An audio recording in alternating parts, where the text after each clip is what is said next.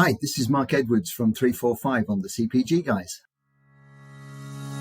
Welcome to another episode of the CPG Guys podcast. Our hosts, Sri Rajgopalan, Peter V.S. Bond, and Brian Gildenberg explore how brands and retailers engage consumers in an increasingly digitally driven world. And now, here are the CPG Guys. Hello and welcome to this episode of the CPG Guys podcast. I'm, of course, Sri, co-founder, co-host of the CPG Guys, and also co-founder and partner at Think Blue, your key to unlocking your profitability potential. As builders, connectors, and amplifiers, we shape the future of commerce to drive your growth. Please do listen to my older daughter, Ria Raj's music at www.riaraj.com, and my younger daughter, Laura Raj, is a member of the Geffen Records Universal Music Group, Cat's Eye, who, of course, has completed the debut, done their first fan event, performed worldwide, crossed millions of followers on TikTok and Instagram at the time of this recording. The world tour of Cat's Eye is already in motion. We've completed Tokyo, New York, Manila, Seoul. Paris is in the mix, and soon they have just announced their tour in the Jingle Ball cities in Dallas and Boston in December. Touch, their top 100 Spotify hit, is now at 75 million plus plays on Spotify and growing every single day. Not joining me today is my co-host, Mr. Peter V.S. Bond, and when he's not co-hosting, he serves as Partnership Acceleration Lead at Flywheel, a division of Omnicom that helps enterprise brands improve their SEO and SEM, growing the e-commerce business. He's pretty sad that he can't join because we can't discuss the baseball playoffs because the Yankees and Dodgers have clinched home field throughout the entire playoffs and get a bye in the first round. But that said, we want to ask you to consider following us on your preferred podcast listening app if you already don't do so. This will ensure you automatically receive new episodes as they're released. And while you're at it, follow our sister podcast, the FMCG Guys and the CPG Scoop. This year, we're partnering with the Drugstore News on December 4th at the iconic Lincoln Center in New York City on the annual Issues Summit in its 21st edition. We will be co-presenting 8 awards at the event in the health and beauty care space to both brands and retailers. We're also partnering with the Path to Purchase Institute, the annual Omni Shopper Award, Chicago, November 14th, where a select group of winners will also feature on the CPG Guys. To be a part or to sponsor any of these awards, get in touch with us at contact@cpgguys.com. Again, that's contact@cpgguys.com.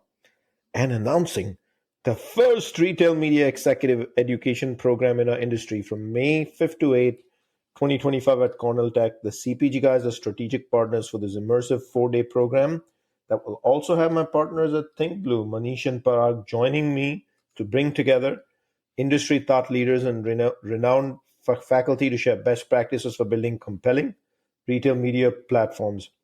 We'll discover how to collaborate in creating best-in-class tech stacks, measure performance to ensure brands access to the necessary KPIs based on campaign objectives, and establish strong partnerships between brands and retailers. In addition, the program will cover optimizing brand strategies using AI-driven campaign design at scale to achieve marketing goals. Links to all of these are sister casts, our podcast, the social media profiles of my daughters Ria and Laura, my wife's podcast, how to register for PDPR Live or Drugstore News Issues Summit, or for more information on the Cornell Retail Media Program may be found in the digital liner notes of this episode. And now, the main event. Over the last few years, I think we'll all admit, technology has significantly influenced change in our industry, whether it's omnichannel capabilities or whether it's artificial intelligence. Change has enabled the 360 consumer, and as such, I talked today to Mark Edwards, founder of 345, a stealth mode tech platform in beta mode. Interesting for me to use two of those words together, stealth mode and beta mode together. I use beta because they're already in the US marketplace at certain retailers, and actually they're live at certain retailers. So I don't even know if beta is appropriate, but if I use stealth, I got to use all those words. And it's changing and revolutionizing space planning. And I also have with me Parag Shah, one of my 3 co-founders of Think Blue. Mark and Parag, guys, I know these are weird hours for you, given one of you's in Australia, one of you's on the East Coast, and I'm at the 6 p.m. time zone in the Pacific Coast. How you guys doing? Feeling peachy, bright and early for you, Mark? It's lovely, yeah. It's 11 o'clock in the morning on a beautiful spring summer's morning. Sydney is one of the most beautiful cities in the world. I'm very lucky to call that home. It's my escape hole. It's why I come down here, get away from everything and everybody. I got a fabulous view of the Opera House and the bridge just in front of me. And It's a nice morning. So I think I've got the best time slot of the three. Awesome. Parag, now how's your view looking today? What opera house can you show us? I cannot match Mark, right? It's technology that we'll be talking about. If I'm in New Jersey, finally after 6 days, the weather was beautiful. We got to see some sun today, but it's nighttime, so I'll be hitting the bed right after we are done with this. Hitting the bed, he says. So on that account, let me say thank you to both of you for joining me today.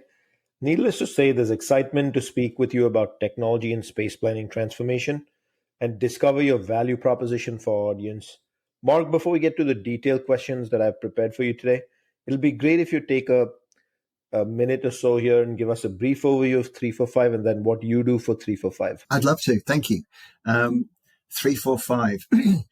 I think the origin of the name is actually quite fun. Any founder will tell you trying to come up with a name from a company is almost next to impossible. You end up getting the encyclopedia out, you get this out, you get that out, you search all over the place. And as I was going through that, because this is my third company, Fifth Dimension was my first, Red Dot Square was my second, and 345 my third. And I just happened to be sat there sort of with my young son who was learning to count. 1, 2, 3, 4, 5, 6. I thought, hang on a second. I like that. And I had no idea that we'd be able to get 345.com. And of course we couldn't, but we were able to get 345.global, and hence the name has evolved into 345 Global. So we love the name. It's great from a whole host of things, because when you do those search patterns and stuff, they put the numbers first. So we get to the top of all these lists. And when we come out of stealth, we'll talk about a bit more about that in a second. There might be some nice SEO wins in there for us. There's no debate in my head. Alphabetically, you're going to have the SEO wins all the way to the top in every conference list go forward. But you said you founded this in your role? Yeah, I founded it about 6 years ago. With Fifth Dimension, we did a lot of space planning. With Red Dot, we worked with lots of fabulous CPG partners where we sort of created visuals and research and what have you. And we worked with the CPG guys to go and ingratiate ourselves, go and present to retailers and show them the art of the possible. 345 is a retail tool. So it's both for retailer and CPG. We'll get more into the detail in a second, but basically that integration of macro and micro, stores and fixtures, products and planograms. You go to any retailer, they've got both of those departments. They're both in the same building. They may as well be in different countries, given the amount that they can talk to each other, communicate with each other, and most importantly, pass data in between. So we set about integrating both of those together. I think if you asked Tom, my CTO, we knew it was going to be tough. We didn't necessarily know it was going to be as tough as it is, but we've been able to do that. And integration of macro and micro really means integration of retailer and CPG, being able to work collaboratively together on the same platform, on the same piece of software.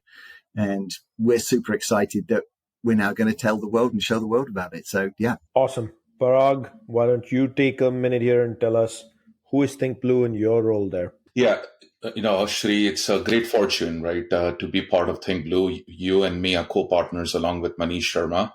And we founded this not so classic consulting company about 4 months ago, and with a combined collective mission that we are going to help companies and organizations who are looking for transformation and acceleration within a grocery CPG space and go and find that capability and help them achieve those goals, right? Because at the end of the day, we believe the consumer is at the heart of every transaction.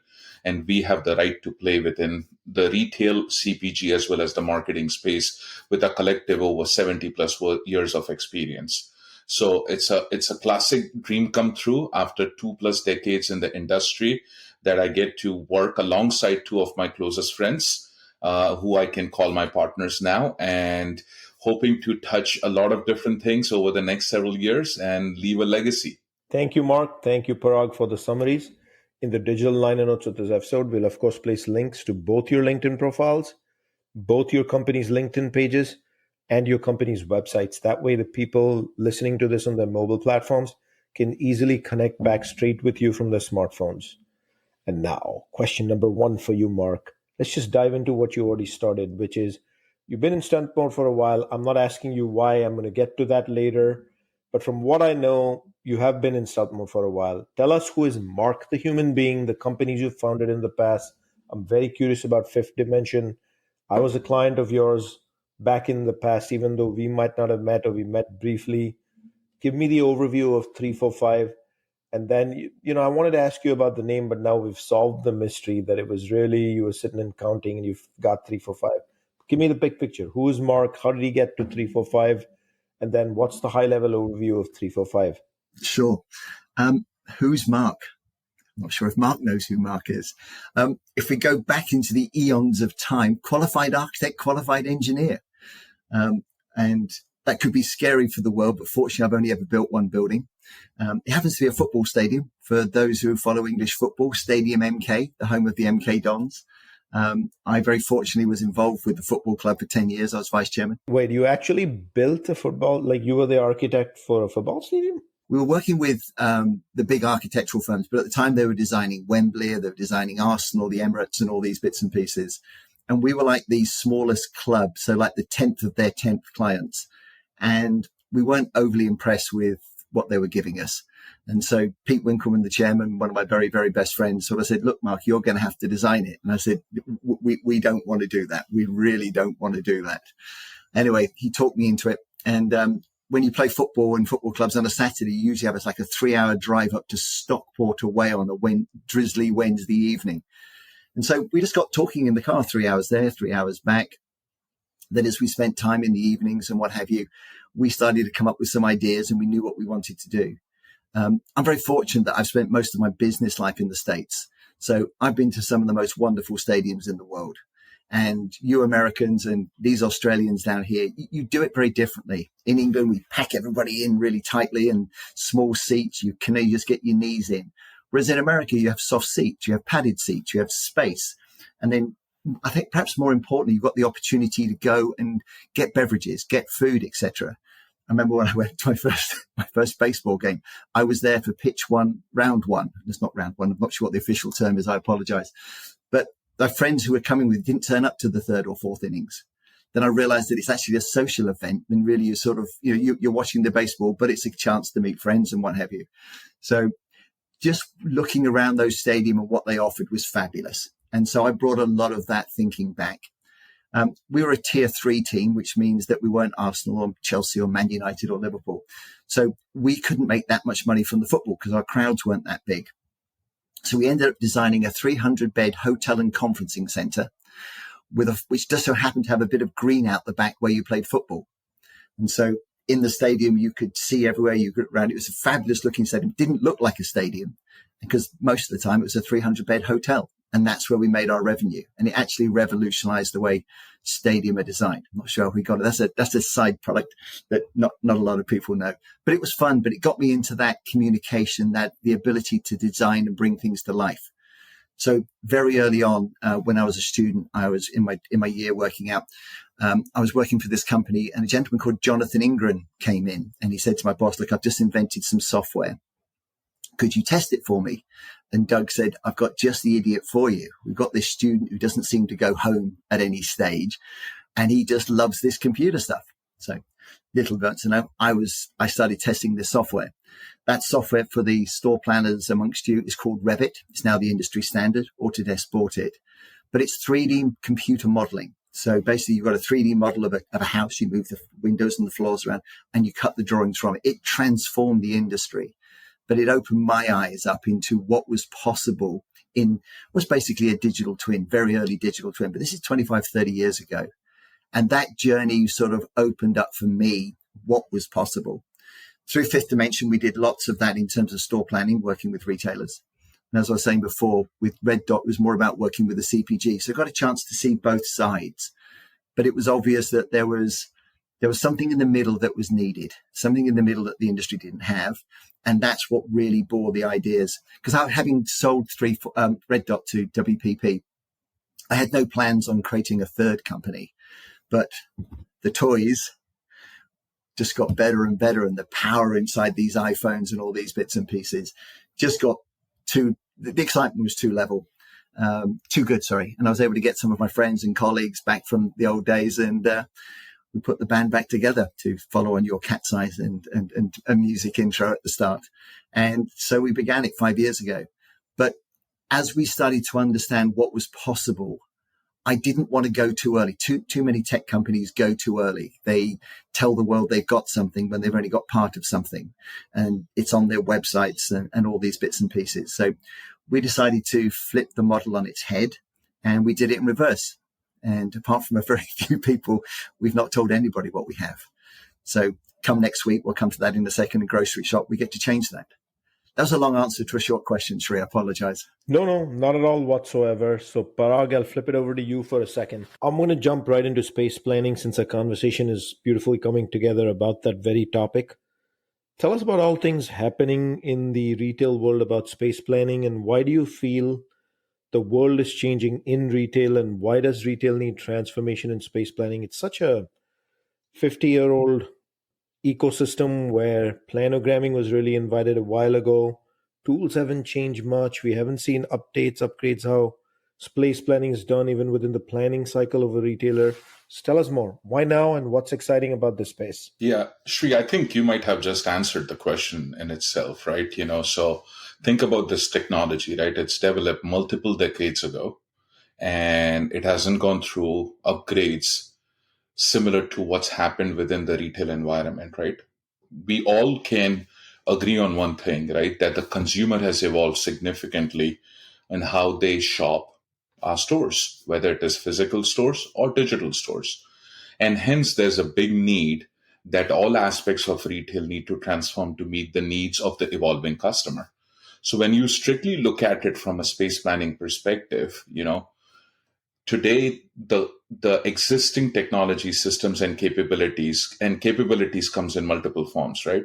Not only software but also human resources are sitting squarely based on the foundations of the technology that were created multiple decades ago. They do not count for the technological upgrades that has happened on the parallels. They do not account for the consumer evolution that has happened around digital and physical and what the needs of today are. They do not account for the data points that the merchants and space planners can use so that they can make some smart decisions, right? So what this platform really does is elevates that user functionalities by bringing data and also bringing smart tools together so that they can make more smarter decisions for their stores. Now, let's go back to times, right? Typically, a retail chain, 200 stores, 300 store chain, right? Yeah. And they have over 500 different categories that get touched twice a year. So you're talking about 1,000 planogram touches over 200 stores. Those numbers will not fit on a calculator, right? That's the number of times that people are touching it. So having said that, the industry has evolved to doing it on predominant planograms. But today we know the stores are a snowflake, right? No two stores are the same based on customer demographics, customer profile, customer needs, and a whole host of other segmentations. So where is the technology that allows you to really merchandise a store based on its unique characteristics, right? So today there's no technological platform, but 345 Global changes all that stuff. By combining an evolutionary power of digital technology, bringing in data and insights, and affording the practitioners to localize capabilities, it's truly transformative because it becomes part of a consumer solution. It's not part of a business solution, but it's part of a consumer solution. Hopefully, Parag, we're going to jump into what you mean by digital technologies. But before we do that, Mark, you used the word stealth mode for so long. I've used it as well. Let's solve the mystery. Why so long? What have you been building? What's the vision of 345? Great question. We never set out to be in stealth for 5 years. The technology that needed to be built was pretty damn tough. When we look at the incumbents, the Blue Yonders, the Relexes, the Spacemans, etc., no one believes that you could actually sort of create a merchandising tool, a 3D merchandising tool on the web. There's a whole series of technical difficulties there just in doing that.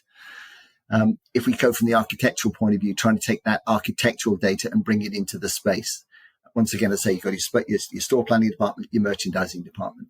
So just bringing those technologies together has been incredibly difficult. As we started to crack different parts of the code, we realized that we were onto something, and we made that conscious decision at that point that we were going to stay in stealth. So the website, and for those who have been there, thank you very much. You've seen the video. The video is got to be 4 years old now. And we quite often get conversations of saying, okay, aspirationally, that's fantastic. When are you going to get there? What people don't know is we got there 3 years ago. So as good as and as exciting as the video is, it's history compared to where we are. So as we started to crack that integration of macro and micro, and realized that we could do that, we had a path to do it. It was going to take another couple of years. You start asking questions. You know, people will say they're spatially aware. Most people can't even spell the word spatially, let alone be spatially aware. So we needed to step back almost in every direction. And every time we got deeper and deeper into it, we went further back, such that we'll explore things like spider and microwave in a second. But basically that's the ability to go and survey a store, to create assets of the highest quality. And it's one of those classic sort of triangle things. If you've got all the component parts at the bottom, and if it's 400 stores, if it's 500 fixtures, and if it's 30,000 products, if you have all of those in their individual components and they're all attributed and they're all smart and they all know about each other, I sort of don't care what the question is, because we can combine those things together, whether it's research or whether it's merchandising, all these bits and pieces. And we started to realize that we were really sat on something. Now, I was very fortunate 2 years ago. Don't like saying too much because he's on the call here. But I got introduced to Parag. Parag saw the opportunity when in his role at Wakefern, etc. And I sort of said, look, could I come in and could I play in an aisle? He said, sure. Anyway, that was one conversation. And we spoke a couple of months later and he said, well, why do you only want an aisle? He said, why don't you take a store? I shook his hand and said, I'll take a store. And sure enough, 6 months later, he said, well, why have you only got one store? Why don't you take all 400 stores? And so began the journey. And you need visionaries like Parag who, you know, that's putting his reputation, his whole career on the line for a technology that nobody knew anything about. And I'm very proud to call him, you know, both friend and colleague. We've been in the trenches together and we've learned so much.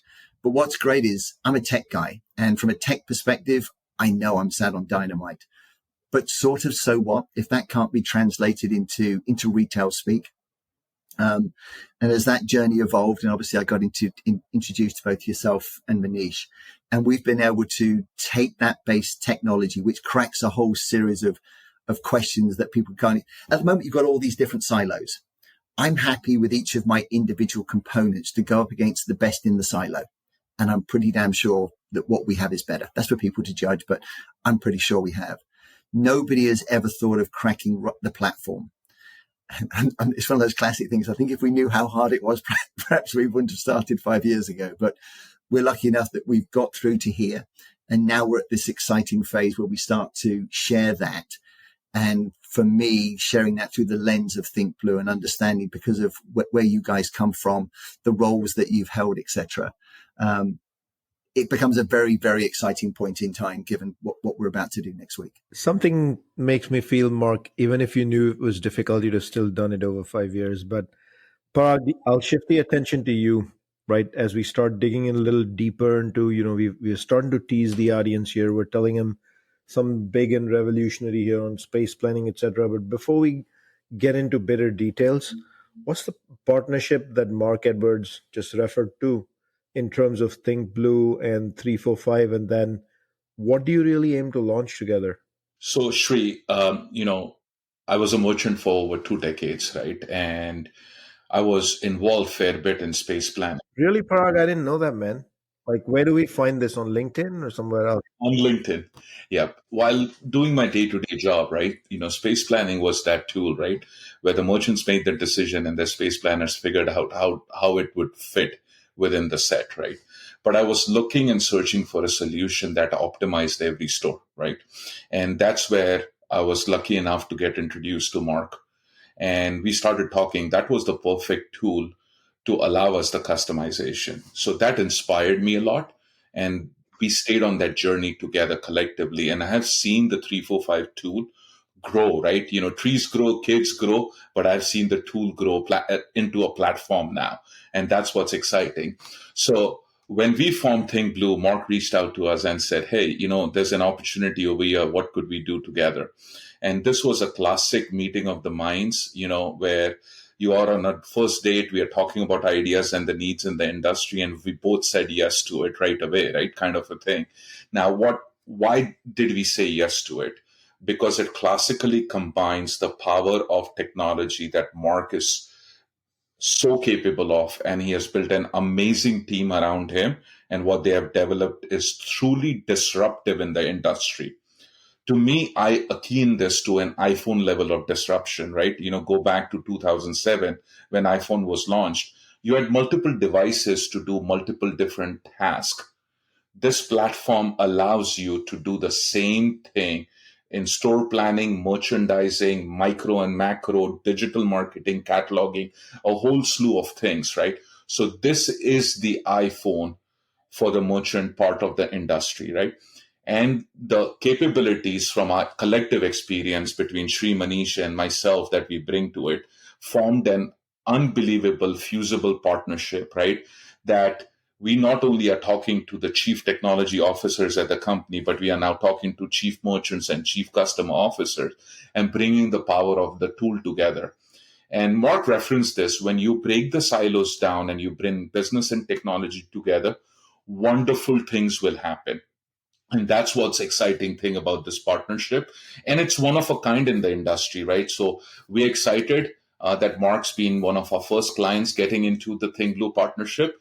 And we are very, very fortunate, and we are looking forward to Grocery Shop when we first launch it, and thereby with other trade shows like FMI Midwinter and other stuff. Well, congratulations to both of you on a partnership. And let me remind the public that today I'm speaking with Mark Edwards, founder of 345, and Parag Shah, co-founder at Think Blue.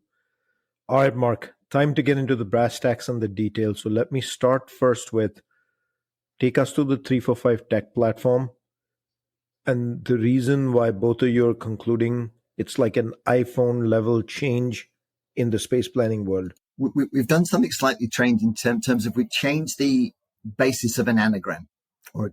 So instead of 3 letters, we've changed it. So the software is going to be called Q. So 345Q makes it a lot simpler. You don't have to remember those other 2 letters. What does that mean? Well, in the basis of 345, we've got VQ, SQ, IQ, and EQ. Let me explain a little bit more about that. So VQ, virtual quotient, is all about the spidering and microwaving of a store. What does that mean? Well, you're all familiar, and you've probably seen the Google cars when they're driving around the world, etc., mapping the world. Well, we have something very similar, except for it's a backpack. You wear this backpack, big things above you and what have you, and you walk around a store. A drugstore will take about 45 minutes. A Wakefern, etc., would probably take 3 or 4 hours. But what you get out of that is photo nodes, as you would in Google Street View. You get an incredibly dense point cloud. And from that point cloud, through our AI, machine learning, and our automations, etc., we can create a 3-dimensional model of the store. Gives us the architecture, gives us all the fixtures, gives us all the planograms, gives us all the signs, gives us anything we like. So we've now got a true digital twin of the store. So at the moment, when Parag back in his Wakefern days, did he know what was in which stores? Not really. And are the fixtures up to date? Are the layouts up to date? Do we know what planograms, etc.? And then you start asking questions in store 17, what's next to coffee? What's the planogram that's next to it? There was no mechanism to do it. Category management is all about, I've got my 20 feet of coffee and I'm going to concentrate on my 20 feet of coffee. I don't know what's next to it. I don't know what's on the other side of the aisle. The digital twin that comes out of the spider means I know the precise XYZ position of every product, every fixture, every planogram, etc., etc. Fantastic. So if we've got that, we now need to build assets, products, 30,000 products that in a virtual world look real, not look like a sort of game or what have you. And so microwave is pretty much as it seems. You get the product, if you put it in the microwave and you hit the button, it spins the product around. And what basically automatically and sometimes semi-automatically comes out is an absolutely gorgeous 3-dimensional model of the product. So it's a size and scale thing. So VQ is all about service, spidering the stores and fixtures, creating the products. And from that, we've got all the componentry to be able to build a store. If we move from VQ to SQ, so space quotient, that's macro and micro. But whereas you've got sort of macro planning and micro planning, what 345 is, it's one piece of software. So product on the shelf, shelf onto planogram, planogram onto fixture, fixture into store. Doesn't sound tricky, but I promise you there is nobody in the world that can do it aside from 345. And that was really at the heart of the 5 years of Stealth, of bringing all this together.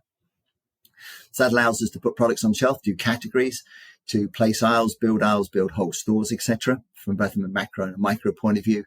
And then on top of that, we have something called automations. And automations is the ability to automatically create, in Parag's case, in his old days, 400 store-specific planograms based on any data. And I mean any data. So there's some really clever things in here, not least the whole product suite in SQ is on the web. So it's completely web native. That's not with a Citrix pipe up to an application in the sky. It's pure web native. You cut the internet off, it keeps working, you keep going, etc., and then you can connect back on the back end of it. The automations piece through Kubernetes and a whole series of things that if Tom, my CTO, heard me talking about, you'd be scared, absolutely scared just in terms of that. It allows us to automatically create 400 planograms. If each planogram takes a minute, we can spin up the job and it'll create all 400 in a minute. And so that automations piece with the data that we can take in means that we can create store-specific planograms. And with some retailers, I can't share their names with at the moment, but they're great friends. They've given us the hardest tasks, whether that's bagged chips or, all the stuff we're in terms of the squish and the squash and the brand blocking and all these bits and pieces. And our automations is incredibly powerful. So SQ, space, macro, micro automations. If we move into bucket 3, we get into IQ, which is our insights engine. And here, having created that digital twin, we can take that out to research. So we can change products on shelf, etc., change that in the planogram, hit save. We have it out to research in basically 5 to 10 minutes. We don't have to rebuild the environment like our competitors would. It automatically comes out. And that means we can have it in the hands of 1,000 consumers on their iPhones or iPads or PCs, etc., shopping that, which means we can get the information out, get the research and get the results back super quickly. So there's 3 components. There's the research part of it. There's the compliance piece. So we've written some software basically on a phone, which allows us to take a picture or video of products on shelf. It instantaneously on the device creates a planogram. People use this term realogram, but invariably when they talk about realograms, they're talking about taking pictures and having dots onto the screen. So they count the number of products. We don't count the number of products. We automatically create a planogram. So a realogram of the products that are on shelf. That is completely differentiating because that means on the device in front of the shelf, I've got the realogram and the planogram. I can do the comparison between what's there, what shouldn't be there, on shelf availability, out of stocks, etc., etc. And because of that, whatever the delta is, we've worked with our friends at Spring Global, etc. We have that connected to the ordering system. So basically, you've taken the picture, hit go, got the planogram, done the analysis, and ordered the products, and you've only been there for 30 seconds. So research, compliance, and then collaboration. So we've built the whole part of this tool on the Unity gaming platform. So for those of you who've got kids who play Fortnite and all these bits and pieces, and when you sort of say, Jake, it's dinner, Jake, they're so deep in their game, they don't even listen to you. And it's because they're in this wonderful 3D interactive world. They're shooting and killing each other, but we can skip through that for the moment. But they can see the other 399 people in rich 3D, etc., etc. We're doing the business of retail using fuzzy felt. We've got someone on a computer which has got technology that's 25 years old, looking at a single planogram, etc., etc. It's crazy. So we allow everybody to come into the same environment at the same time. That, from a collaboration point of view, is absolutely game changing. So VQ, assets, SQs, planning, macro, micro, IQ, insights, compliance, and collaboration. And so those 3 parts of the suite are all built. EQ is built on something we call Geo. So if you've got this digital twin of a store, Geo, guide, engage, offer, means if I walk in the store and there's 3 boys, we get the list from our respective partners to go and find 10 products. We tend to struggle. Well, Geo, because of the digital twin, will guide you around the store and find those 10 products in a matter of seconds. If we wanted, we can engage with any of those products because we can put the phone in front of it. It'll recognize the product. It'll tell us where it's built. Sorry, it's built where it's manufactured. It'll give us all the ingredients, everything we want to. So if we've got a nut allergy, it'll tell us if nuts, etc. into it. So guide, engage. But the real power of this one is offer. So if I'm walking down the aisle and it knows where I am, the product that we bought 2 of last week can say, Mark, look, good to see you back. Why don't you take me with a 33% off, etc. So guide, engage, offer. So we go from B2B, buckets 1, 2, and 3, into geo, which is B2C. And that is a whole nother level of engagement and excitement. That is, let's say it's 50% done. So we're on the building now. We'll be absolutely clear about what's real and what isn't. But once you've got the digital twins built, you have all the infrastructure to be able to go into that next side. So it's all Qs, hence 3, 4, 5 Q. And those are the 4 various buckets. That part is pretty clear to me, that why it's Qs. Parag, the omnichannel world is, of course, 24/7 and 316 in terms of how she connects, how she shops, where she discovers, where she browses. Shopping baskets are very fragmented. How can 345 help retailers chase these in store with these capabilities? Is it data? Is it something else? Because Mark has pretty extensively discussed IQ. Yeah, so first of all, you got to look at 345 as a platform, not as a product or a tool, because it has so many different capabilities, touching so many things, all the way from start with the store design, all the way to the product, right? And anything that fits in between. And 345 has created this digital twin. Now, let me go on a tangent for a bit. Digital twin would just invoke the memory of consumer shopping on a digital app using a twin that's a replica of the store. That's not the idea or intent over here. The idea is that digital twin will enable the people who are the decision makers to what product is offered to the consumer, at what place, at what time, and how is it executed, right? Those capabilities are so archaic, like we touched, that people were really flying blind. So when you really evolve this capability through this platform, you have real-time data for the business owners, and they can use this data by knowing exactly where the product is in the store, combining with their assets, which are called data and insights, and also their intuition, right? Remember, merchandising is a lot about science, but it's a lot more about art also. And then you fuse it together to deliver consumer outcome that we talked about, that in an omni world that the consumer is touching the store so many different ways, right? Not only walking into a store, but also digitally, but the expectations are higher customer experience, right?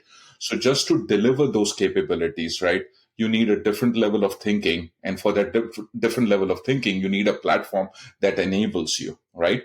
So let me touch a little bit on one piece of the platform, micro and macro space planning, right?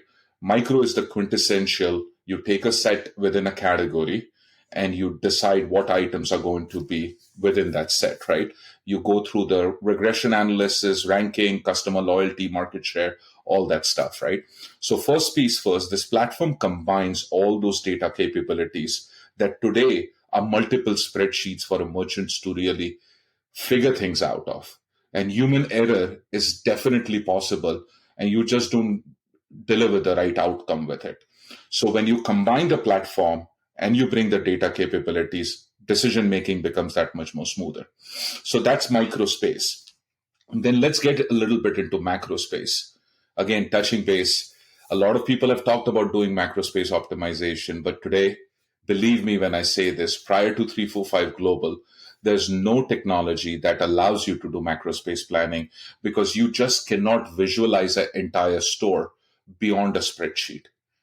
Microsoft Excel just does not have that capability where you can move categories around the store and the data moves it to give you predictive analytics on how that performance of that category is going to evolve. But with the capabilities that 345 have built, when you spider the store and you create that digital twin, now the space planner, the merchant, can make those decisions. And oh, by the way, I would be remiss if I did not use the word collaboration that Mark's talked about. So this is not only a function of the retailer while the retailer adoption is key, the collaboration that comes with the CPG brands is quintessential. So all you CPG company leaders who are category captains at retailers, I want you guys to listen to this. This is a path-breaking platform for you guys to take a look and notice into it, because this can really help you deliver the goals that you have. Number one being volume, number two being supply chain, and to make sure that your in-stock conditions are there, and loyalty and customer satisfaction, right? So this really brings retailers and brands together to deliver that customer experience that's path-breaking. Well done, Parag. Excellent summary by you of why. But if it's path breaking, the question I have is, how does it then empower merchants to win every day with 345? And why should merchants pay attention? So first of all, right, merchants have three major priorities every single day. They need to grow their volume, they need to deliver their profit goals, and they need to make sure that they're winning market share. Take these 3 points with what I said earlier about micro and macro space. That platform allows you to do all of that stuff, right? So if you approach it from an outcome, no merchant can say, I'm going to grow sales organically without taking different actions, right? So these actions allow you to deliver higher sales. Mixing the product in the right store at the right place allows you to deliver better margin. And then localizing your assortment to the local store allows you to deliver better market share. So hence it is critical that the merchant should take notice. And here's the beautiful part about it, right? Merchants are doing some form of this stuff already today, but they are far from productive because they're using Excel. To Mark's point, because this is the next generation technology based off Unity platform, where Roblox is played not only by kids, but probably their parents also, who are going to be merchants in the next half a decade, right? It is so easy. It makes it so convenient for you to visualize and make decisions. So not only you take the inertia out of it, but you also take excuses out of this, right? On why you cannot make this happen. Well said indeed, Parag. So let me come back to Mark to wrap this episode up. And Mark, let's look forward. What's next? Where can we find you? You mentioned grocery shop. Is there a booth number you can give? Where can we find you? And then what events are you going to be at? What are you focused on? And you kind of just announced, hey, world, I'm here. I've got something revolutionary in space planning. You gave the VQ, SQ, IQ, EQ definitions. Parag, you said merchants need to pay attention. So what's next? We're a week away. In fact, it may even be 6 days. I'm on a plane tomorrow. I've got to leave sunny Sydney and heading to Vegas. Grocery Shop is one of those great shows. We've done it for the last 2-3 years, I think, and we've always enjoyed it there. So the plug, thank you very much indeed, is booth B1601. I thought I'd read that just to make sure I get it right. We're going to be there with yourselves with Think Blue. So we've got a Think Blue 345 stand. It's a big stand. We decided not to go into the sort of the main room where there's noise. There's a room to the side. So we've got a big 30 foot by 20 foot booth there. We've got all the technology. We've got all the toys. The spider will be there and all those bits and pieces. So really, really looking forward to this time completely revealing everything. The website will go live. So the video that's been there for the last 3 years is going to be completely updated. And then perhaps probably strategically, the one we're looking forward to the most is FMI, back end of January, etc. So those are the first two, and then we'll see where we go from there in terms of where we can be seen next. Let me remind our audience, you can find all of our content by simply going to a web browser and typing cpgguys.com as our URL. If you think you or your company has some thought leadership to contribute to a community discussion just like Mark did, drop us an email at contact@cpgguys.com and maybe you can join us on the podcast. Don't forget to drop us a rating at cpgguys.com on the navigation bar up top. The rating tells us how we're doing. The review tells us are we having the right conversations. To our LinkedIn followers, we can't say thank you enough times. Without you, we don't exist.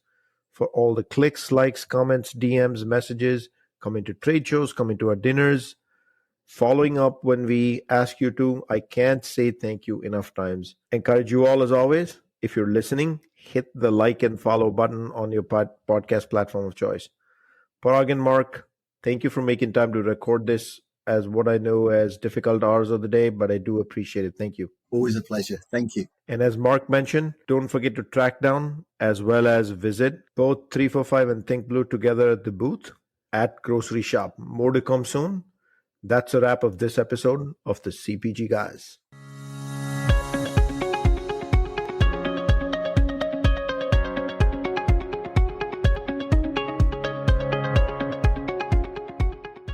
The content in this podcast episode is provided for general informational purposes only.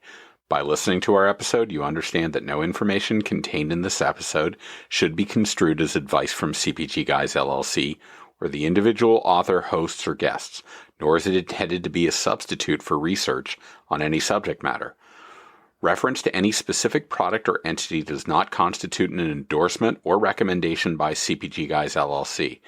The views expressed by guests are their own, and their appearance on the program does not imply an endorsement of them or any entity they represent. The views expressed by CPG Guys LLC do not represent the views of their employers or the entity they represent. CPG Guys LLC expressly disclaims any and all liability or responsibility for any direct, indirect, incidental, special, consequential, or other damages arising out of any individual's use of, reference to, or inability to use this podcast or the information we present in this podcast.